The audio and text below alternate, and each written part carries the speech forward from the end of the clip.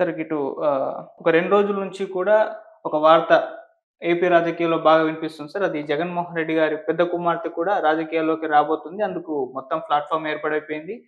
వచ్చే ఎలక్షన్స్‌లో కడప ఎంపీగా కూడా పోటీ చేయబోతుంది. అందుకోసమే ఇప్పుడు జగన్మోహన్ రెడ్డి గారు కూడా లండన్ వెళ్లారు. అక్కడ కూతురుతో మాట్లాడుతున్నారని చెప్పేసి వైసీపీ సోషల్ మీడియాలో, డిజిటల్ మీడియాలో ప్రచారం అవుతుంది. TDP social media, digital media కూడా ఫుల్‌గా ప్రచారం అయితే జరుగుతుంది సార్. మరి వచ్చే అవకాశాలు కనిపిస్తున్నాయా సార్? అంటే పార్టీ వర్గాల నుంచి ఎలాంటి సమాచారం లేదు. ఎలాంటి హ్మ్. స్టేట్మెంట్ లేదు. అవును. ఇవి ఊహాగానాలు. హ్మ్. డిజిటల్ మీడియాలో జరుగుతున్న ఊహాగానాలు. హ్మ్. అవి ఎంత కరెక్టో, ఎంత రాంగో చెప్పలేం గదా! ఓకే. ఎ కాకపోతే ఏమిట్రానంటే అవినాష్ రెడ్డి మీద ఒక మర్డర్ కేస్ ఉంది. హ్మ్. అది ఎట్లా డిస్పోజ్ అవుతదో కోర్టులో నిర్ణయం జరగాల్సింది. హ్మ్. ఒకవేళ అది ఏదన్నా అతనికి వ్యతిరేకంగా వచ్చినప్పుడు మళ్ళీ అతను కంటెస్ట్ చేసేదానికి లేదు గదా! హ్మ్. లేనప్పుడు ఆల్టర్‌నేట్‌గా ఒక క్యాండిడేట్‌ని చూసుకోవచ్చు. దానికేమన్నా ఆ విధంగా చూస్తున్నారో ఏమో తెలియదు. హ్మ్.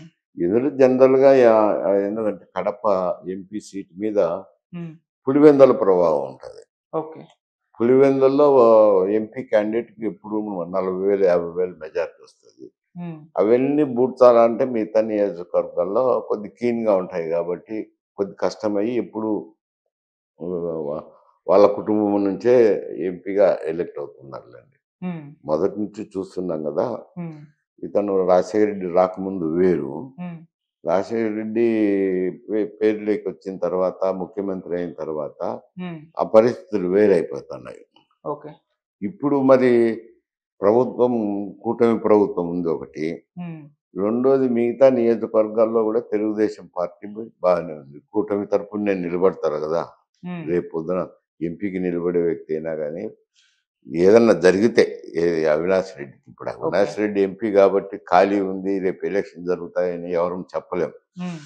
అది ఏదన్నా పొరపాటున ఆయనకు వ్యతిరేకంగా తీర్పు అందొచ్చినప్పుడు, హ్మ్. ఆయన ఖాళీ చేయాల్సొచ్చినప్పుడు ఈ పరిస్థితి. ఓకే. దానికిప్పుడే వాళ్ళు చర్చించుతారు, కుటుంబంలో ఆలోచన చేస్తారు అని అనుకోవడంలే నేను. హ్మ్. కానీ పార్టీ తరపున ఎలాంటిది లేదు. ఓకే. ఇయన్నీ ఊహాగానాలే. హ్మ్. ఊహాగానాలను బట్టి ఎలా చెప్తాం? ఓకే.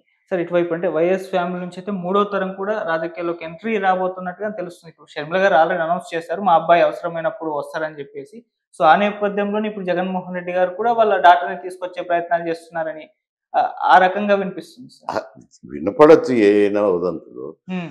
బట్ అక్కడ సమస్య వేరు. హ్మ్.